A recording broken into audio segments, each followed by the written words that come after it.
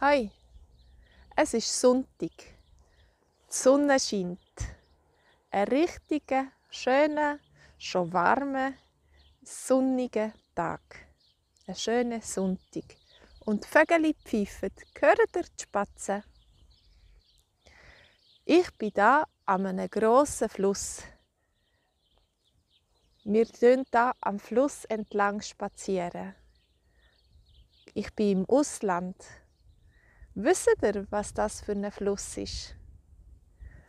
Der Fluss hat sehr viel Wasser. Es hat viel geregnet in letzter Zeit.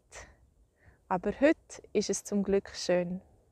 Und da hinten hat es noch eine schöne alte Brücke, eine Eisenbahnbrücke, die über den Fluss führt. Also, schreibt mir im Kommentar, was denkt ihr? Was ist das für ein